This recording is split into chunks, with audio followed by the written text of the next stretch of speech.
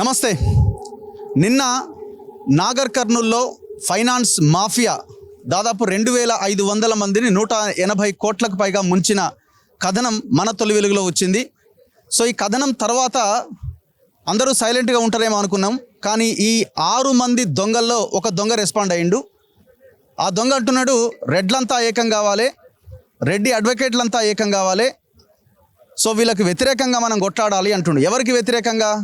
ఇప్పుడు ఈ బాధితులంతా పాపం రూపాయి కూడబెట్టుకోనో లేకపోతే ఇంకో రకంగానో ఎప్పుడో తరతరాల నుంచి సాగు చేసుకుంటున్న భూమిని పాలమూరు రంగారెడ్డి ప్రాజెక్టులో భాగంగా కోల్పోతే ఎంతో కొంత పరిహారం ప్రభుత్వం నుంచి వస్తే ఆ వచ్చిన పరిహారం మొత్తాన్ని ఈ ఓం సాయిరామ్ అనే ఈ ఫైనాన్స్ కంపెనీలో ఈ 6 ముఠాగా ఏర్పడి దాదాపు 180 కోట్ల రూపాయలు దొబ్బేసారు. మొత్తం వాళ్ళ భార్యల పేర్ల మీద, పిల్లల పేర్ల మీద ఆస్తులు కూడబెట్టారు.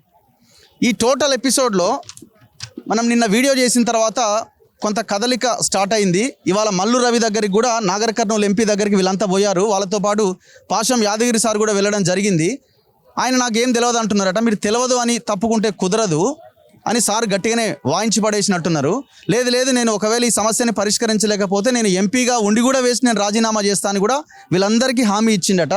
సో మనం భవిష్యత్తులో మరి ఆయన సమస్య పరిష్కరిస్తారా లేకపోతే రాజీనామా చేస్తారా అనేది చూడాలి.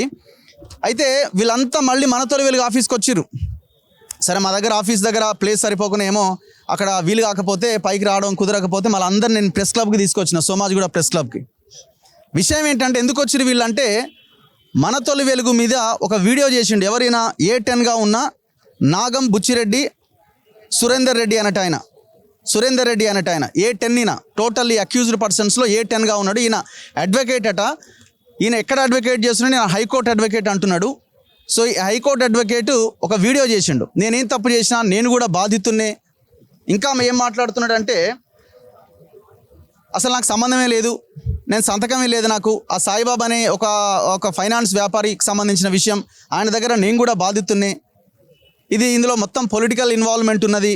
నీ తరం కాదు నన్ను ఏం చేయడము, నువ్వు మొనగాడు అనుకుంటున్నావేమో, తంతం. ఎవరిని తంతావు? ఈ పేద ప్రజలకి సమాధానం చెప్పమని అడుగుతున్నాం. సో ఈ మొత్తానికైతే ఈ దొంగలు మన ట్రాప్లోకి వచ్చేసినారు. సమస్య పరిష్కారం కావాలి, సమస్య పరిష్కారం దిశగా మనం పనిచేయాలి. ఇంకా ఏమంటున్నారు, మీరు గోటికి కూడా పనికిరారు, మా నాయకుడు రేవంత్ రెడ్డి నాయకుడు అయితే మీరు తట్టుకోలేకపోతున్నారు, ఆయన రెడ్డి కాబట్టి మమ్మల్ని కూడా అందులోకి లాగే ప్రయత్నం చేస్తున్నారు, రెడ్డి సోదరులారా ఏకంగండి, రెడ్డి న్యాయవాదులారా ఏకంగండి అంటున్నారు. నేను ఈ 2500 మందిలో దాదాపు 100 మంది పేద రెడ్లు ఉన్నారు. అంటే ఒక కమ్యూనిటీ ఫ్యామిలీలో ఉండి మీ కమ్యూనిటీకి సంబంధించిన పేద రెడ్లను కూడా ముంచిన దొంగలు మీరంతా.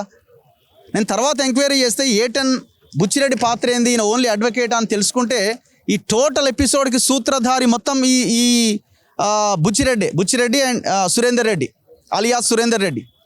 ఈ టోటల్ ఎపిసోడ్కి కర్త కర్మ క్రియ అతనే. ఈ కేసు కోర్టులో ఉండగా దాదాపు వీళ్ళకి ఆ సాయిబాబా అనేటోడు 6 ఎకరాల భూమిని వీళ్ళందరికీ బంచేస్తానేనని సిద్ధమైనప్పుడు 6 ఎకరాల దాని భూమిని 5 కోట్లున్న వాల్యూని 25 కోట్ల వాల్యూకి పెంచేసి మనిషి 50 గజాలు 60 గజాలు వీళ్ళకి అగ్రిమెంట్ లాగా చేసిండు. అగ్రిమెంట్ చేసి దాంట్లో ఆధార్ కార్డ్ నెంబర్లు కూడా తప్పుగా పెట్టిండట. అంటే 25 కోట్ల వాల్యూకి పెంచితే వీళ్ళకి ఒక 50 గజాలు ఇచ్చి దానికి 20 లక్షల వాల్యూ వేసేయచ్చు. ఇట్లా పెద్ద కుట్ర జరిగింది దీని వెనకాల. మొత్తం ఇందులో ప్రధానంగా నేను మళ్ళీ ఇందులో ఉన్న పేర్లు చదువుతున్నా. A1 ఇందులో 3 కోమటోళ్ళు ఉన్నారు, 3 రెడ్లు ఉన్నారు. మన కమ్యూనిటీతో సంబంధం లేదు. బీసీ కూడా ఒక ఆయన ఉన్నట్టున్నాడు. వాళ్ళు అంటున్నారు రెడ్డి కమ్యూనిటీ గురించి మాట్లాడుతున్నారు మీరు. మాకేం సంబంధం? బీసీలో ఉన్న దొంగలైతే దొంగని నిలబెడతాం. ఇందులో ఒక ఆయన ఉన్నాడు, మాట్లాడతాం ఖచ్చితంగా. కమ్యూనిటీకి ఏం సంబంధం? ఇప్పుడు ఉన్న రెడ్లందరూ నువ్వు దొంగవు కాబట్టి నీ వెనకాల రావాలనా? నువ్వు ఎక్కడ ప్రాక్టీస్ చేసినావు, ఎక్కడ అడ్వకేట్ గిరి చేస్తున్నావు? దీనికి ఆన్సర్ చెప్పాల్సిన అవసరం ఉంది. ఇందులో ప్రధానంగా ఉన్న వాళ్ళు ఏంటంటే A1 ఇట్యాల సాయిబాబు A1గా ఉన్నాడు.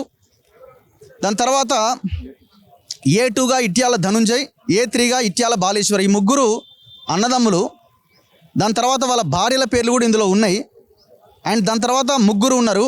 నాగం బుచ్చిరెడ్డి అలియాస్ సురేందర్ రెడ్డి, జానకీరామ్ రెడ్డి, నాగం కరుణాకర్ రెడ్డి. ఈ జానకీరామ్ రెడ్డి అన్నట్టు ఆయన NFCలో ఎవరైనా ధనుంజయ ఇట్యాల ధనుంజయ్ అన్నట్టు ఆయన NFCలో ఇక్కడ కుషాయిగూడ దగ్గర ఉంటుంది. ఆయన జనరల్ చీఫ్ మేనేజర్గా ఉన్నాడు, సెంట్రల్ గవర్నమెంట్ ఉద్యోగి, ఫైనాన్స్ దందా చేస్తున్నాడు ఇక్కడ బాలీశ్వర్ అంటే ఆయన ఆర్టీసీ కంట్రోలర్గా ఉన్నాడు. ఇప్పుడు ఈ పేద ప్రజల వీళ్ళంతా ఒకసారి జరగనను ఇందులో రెడ్లు ఎంతమంది ఉన్నారు? మీరు రెడ్డి, మీతో పాటు రెడ్లు ఎంతమంది ఉన్నారు? మా ఊర్లో 10 మంది ఉన్నారు సార్. 10 మంది రెడ్లు ఉన్నారు. మొత్తం ఓవరాల్గా ఎంతమంది రెడ్లు? 150 మంది ఉంటారు. నేను ఈ ప్రస్తావన చేయట్లేదు రెడ్డి అని, ఆయన అడిగాడు కాబట్టి నేను రెడ్డిని కాబట్టి నన్ను అంటున్నారు అన్న ప్రస్తావన తీసుకొచ్చారు కాబట్టి 2500 మందిలో 100 మంది రెడ్లున్నారు, పేద రెడ్లున్నారు. వాళ్ళ గురించి కూడా మేమే మాట్లాడతాం, మేమే మాట్లాడగలం. ఎంత దారుణం! తప్పు చేసి మళ్ళీ వీడియోలు మీడియాతో 2-3 యూట్యూబ్ ఛానళ్ళని పట్టుకొని వాళ్ళతో వీడియోలు చేయించి డిఫమేషన్ కేసు వేస్తున్నాడు. 1000 కోట్లకు డిఫమేషన్ కేసు వేసుకో. నీకు దమ్ము ధైర్యం ఉంటే రేపు పొద్దున నాకు నోటీస్ రావాలా, నీకు చేతనైతే నాకు నోటీస్ రావాలా. పేదోళ్ళని ముంచి సిగ్గులేదు కొంచెం కూడా. మళ్ళా మాట్లాడుతున్నారు. ఈయన దగ్గర ఒక దగ్గర డబ్బులు వచ్చేది ఉంటే ఈ పెద్ద మనిషి దగ్గర 10 లక్షల రూపాయలు ఆయన నీకు డబ్బులు ఇప్పిస్తాను 10 లక్షల రూపాయలు తీసుకున్నాడు. ఆయన ట్రాన్సాక్షన్ చూపిస్తున్నాడు. మాట్లాడదాం. పెద్ద మనిషి ఎన్ని డబ్బులు? 8,50,000 ఉన్నాయి సార్. 8,50,000. ఆయన ఏమంటున్నాడు, మేము వీడియో చేసినాం వీళ్ళందరి మీద, నాకు సంబంధం లేదు, నన్ను రెడ్డి కాబట్టి నన్ను ముందు పెడుతున్నాను అంటున్నాడు. మీరు కూడా రెడ్డే కదా? మేము రెడ్లే. మా ఊర్లో కూడా 10 మంది ఉన్నాం రెడ్లు. పేర్లు చెప్పమన్నా చెప్తా. ఇప్పుడు శివారెడ్డి, ఏమిరెడ్డి శివారెడ్డి, కొండకింది పద్మమ్మ, దొడ్ల నరసింహారెడ్డి, ఏమిరెడ్డి నరసింహారెడ్డి, కొండకింది స్వామిరెడ్డి, కొండకింది లక్ష్మారెడ్డి, బీరన్ లక్ష్మమ్మ, మోహన్ రెడ్డి, ఇంకా 2-3 ఉన్నారు సార్. ఇంకా వీళ్ళంతా రెడ్లే ఉన్నారు.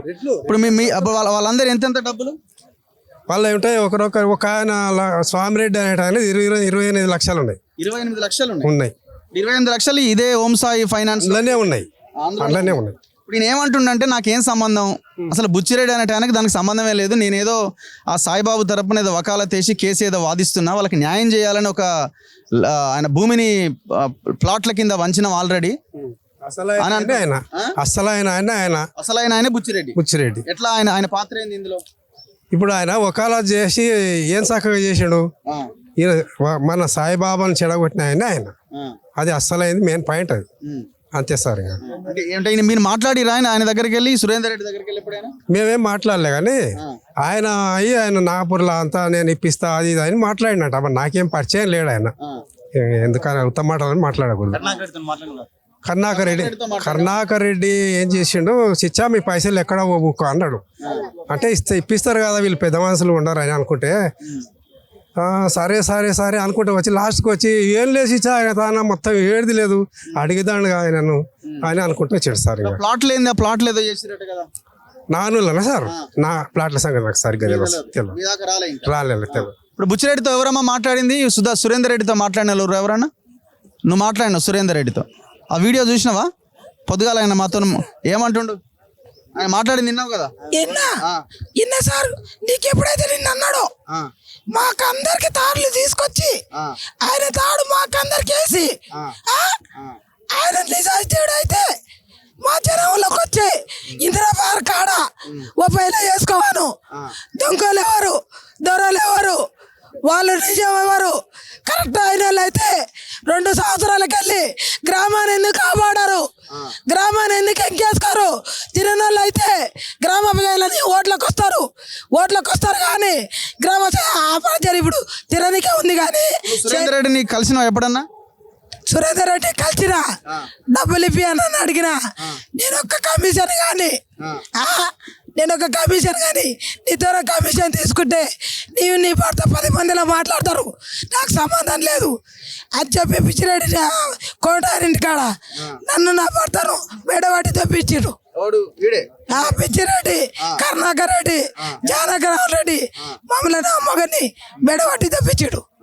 ఇలా నిజాతి అయితే నిజాతిగా ఉంటే మా నాయన కొడితే నేను చెప్తున్నా, మీరు కరెక్ట్గా ఉంటే, మీరు దొంగలు కాకపోతే ఇద్దరు పార్కాడికి రాండి.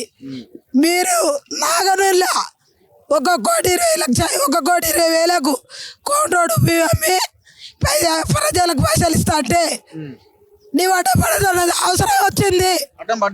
నీవు అడ్డపడి 6 కోట్ల రూపాయలకు నేను తీసుకుంటా అని చెప్పి నీవు 6 ఎకరాల పొలం నీవు ఎట్లా చేసుకుంటావు? ఏ రకంగా చేసుకుంటావు? నీ రెట్ల పేరున నువ్వు ప్లాట్లు ఇస్తావు? బీసీలకి ఇవ్వవా, ఎస్సీలకి ఇవ్వవా, పా ఎంత దూరమైన పోతావు నీవు తొంగోడు కావు నీ ఊరిలో ఎందుకు కాపాడవు నీవు కరెక్ట్ అయినవుడవే నేను కాదంటే లేను నీవు నీ మా ఊరికి ఎందుకు కాపాడాలి ఓకే ఏమమ్మా ఆయన గురించి ఆయనేనా మొత్తం కరుణాకర్ రెడ్డి పార్టీ ఇప్పిస్తా అన్నాడు మా పిల్ల 25 లక్షలు ఉన్నాయి పార్టీ ఇప్పిస్తా అంటే మేము రూమ్ కాడికి పోయిన నారకాలకు పోతే లేడు లేకపోతే 2-3 దినాలు అయ్యాక వస్తాడు ఇస్తా అన్నారు ఇస్తా అన్నాక ఇంక ఇవ్వకుండా పోయినరు మీ ఎంత డబ్బులు 25 లక్షలు మా పిల్లలే మా పిల్లలే వెళ్ళాయి ఇల్లు కట్టుకోవాలని సురేందర్ రెడ్డిని ఎప్పుడైనా కలిసినావాను సురేందర్ రెడ్డిని కలిసలే గాని మళ్ళా బిజిరెడ్డిని అడిగిండు మా ఆయన పోయి ఆయనే అమ్మా బుచ్చిరెడ్డి కరుణాకర్ అడిగిన కరుణాకర్ పాటు మళ్ళా బుచ్చిరెడ్డి ఏమన్నాడు బిచ్చిరెడ్డి ఇంకెవరు వాళ్ళనే తెచ్చి పెట్టకూడదా మీ వాళ్ళు మా పిల్ల పైసలు ఉన్నాయి అని మా ఆయన పోయి అడిగితే ఇంకెవరు వాళ్ళనే తెచ్చి పెట్టకూడదా మీ వాళ్ళు మీ పక్కన వాళ్ళు తొలక రాకూడదు ఇంకెవరు అన్నా అని అన్నాడంట ఇప్పుడు ఈయన ఎప్పుడన్నా చూసిరా మీరు బుచ్చిరెడ్డిని చూసినావు మా ఊళ్ళోనే కదా నాకేం సంబంధం లేదంటుండు కదా ఆయన ఎందుకు లేదు ఆయన సర్పంచ్ ఎమ్మెల్యే మమ్మల్ని ఓట్లు వేపించుకొని లాయర్ అయ్యి ఓట్లు వేపించుకొని మాకు మందు పోసి కళ్ళు పోసి మా మొగోళ్ళకు మట్టం పెద్ద అయ్యి అంత తిరిగి అంత పెద్దగా అయ్యి మమ్మల్ని బోడవ చేసిండు పాటలు ఇప్పిస్తా అన్నాడు ఆడ ఊరికాడ నానూలి కాడ ప్లాట్లు చేసిండటగా చేసి పాటలు ఇప్పిస్తా అని చెప్పిండు